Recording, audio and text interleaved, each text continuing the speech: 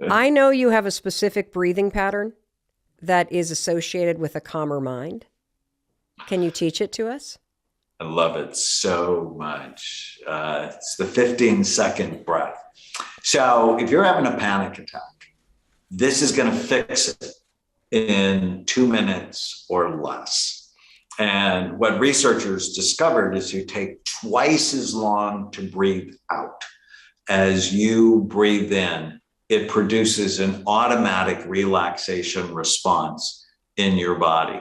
So the pattern is this, and it's 4 seconds in, Okay. hold it for a second and a half, 8 seconds out, hold it for a second and a half. Will you walk us through it? So 4 seconds in, hold it, 8 seconds out.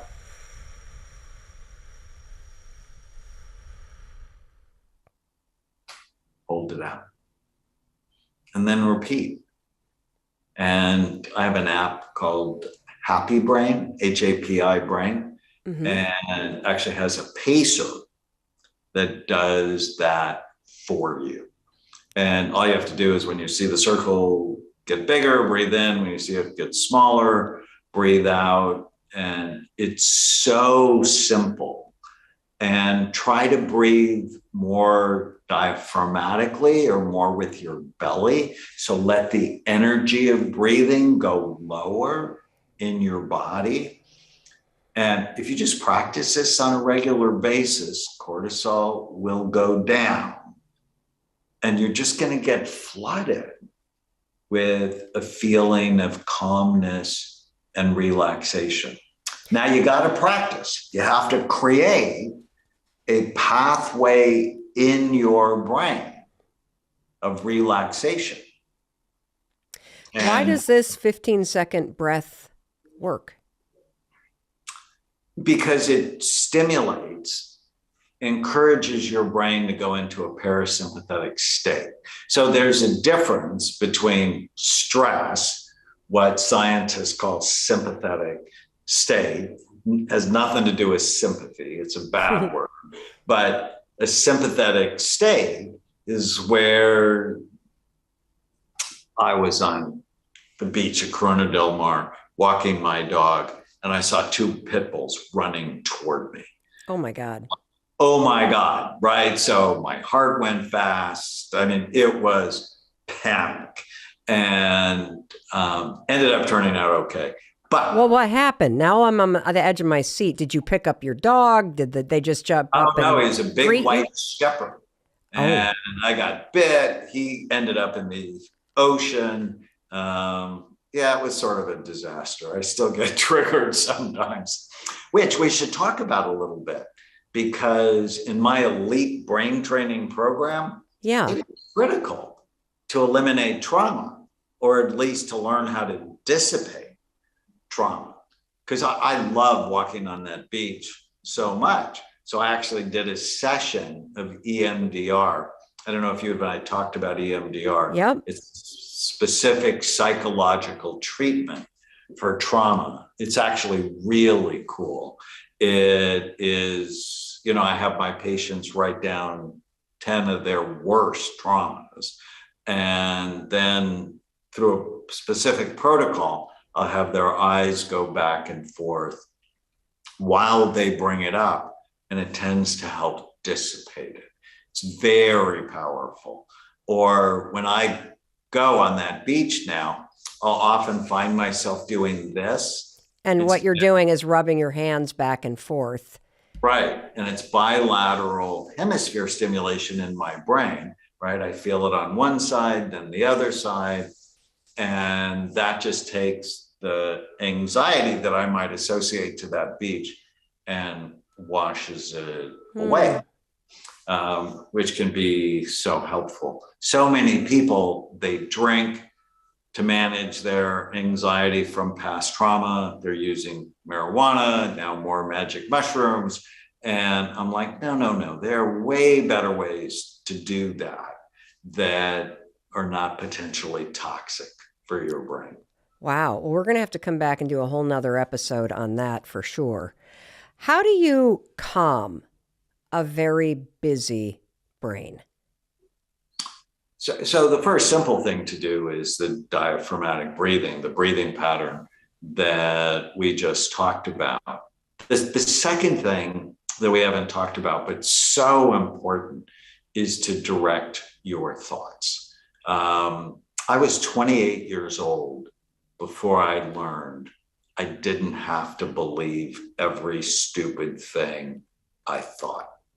And I'm in class when I was a psychiatric resident at the Walter Reed Army Medical Center. And I heard my professor say that. And I'm like, no way. Because my mind would fairly torture me. You know, I'm one of 7 children. I was pretty much irrelevant. I have, 5 sisters. There's a lot of chaos in my family. And my mind would torture me. And if you start writing down your negative thoughts and just ask yourself whether or not they're true. And there's a whole process I teach my patients. It's just so helpful that I need to be the director of my mind rather than my ancestors directed, or the voices of my parents directed, or the news, or the gossip at work. I need to be the director. And since I want to be happy, connected, purposeful, I often go, well, does this thought fit me being happy, connected, and purposeful? And Mel, just because you have a thought has nothing to do with whether or not it's true or whether or not it's helpful. Or, everybody has crazy thoughts. Jerry Seinfeld once said the brain is a sneaky organ. All of us have weird, crazy, stupid, sexual, violent thoughts that nobody should ever hear. And just because you have a thought, it doesn't say one thing about you. It's just sort of, like the weather.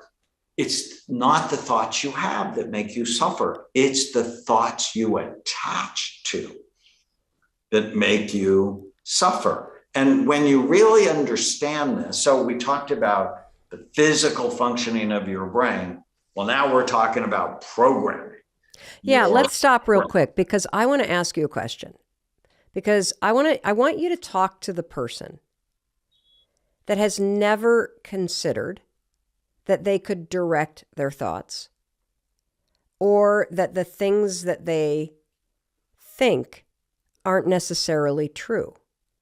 If there's a person hearing this, just like you were 28 years old, sitting in a class when it first entered your mind, other than taking out a notebook and just start to write down the things that are popping in your mind, is there some other way to help someone kick the door open?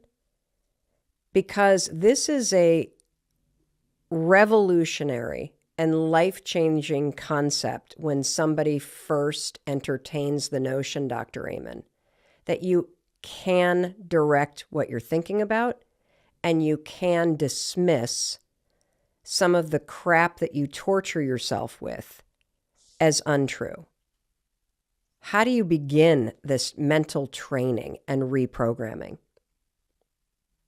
So I don't have any tattoos, but if I got one of the first tattoos I would get is it true? It's just start carrying that question around true? In your head. And so when you get a thought, my wife never listens to me. I've had that thought. If you have that question, then you don't automatically have to attach to it. You can talk back to it. I don't know if you were good at talking back to your parents when you were a teenager, but I was excellent. And no one had ever taught me to talk back to myself. And so we don't have to believe the nonsense that's going on in our head. Just sort of begin to think about it like the weather and then go, does this thought serve me? Does it help me? Is it even true?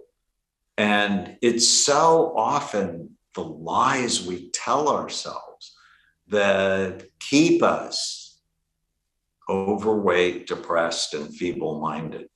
And it's a revolution, I think, all second graders. I actually have a children's book called Captain Snout and the Superpower Questions, where I teach kids not to believe every stupid thing they think. I call them ants, automatic negative thoughts. So you need a little anteater patrolling the streets of your mind. What advice do you have for people who are chronically tired, Dr. Amen? Well, the first thing is get your thyroid checked. Get your thyroid checked. Okay. Chronic tiredness can go with low thyroid. It can go with you being anemic. It can go with you having low iron or ferritin levels. So, I always think of people in four big circles: biological, psychological, social, and spiritual. And so I'm always going to, so what's the biology of tiredness? Okay. You had an infection. How's your gut health? What's going on in your hormones?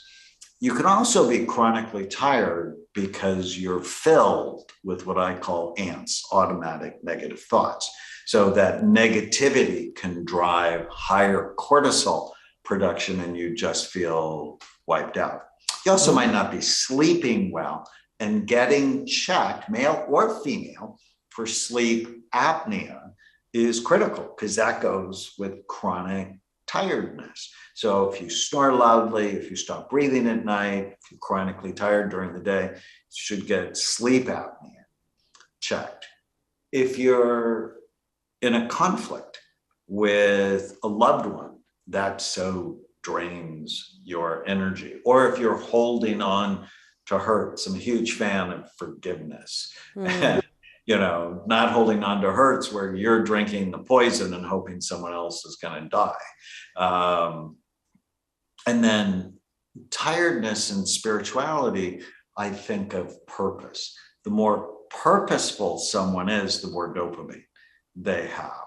And so really focusing in on, why you're on the planet, I think is a critical piece to energy as well. The days are dark. The weather's getting colder, and I am feeling my mood, my energy, all of it plummet. I decided that I wanted simple strategies to help me boost my mood. And so I picked up the phone and I called my friend, Dr. Amen.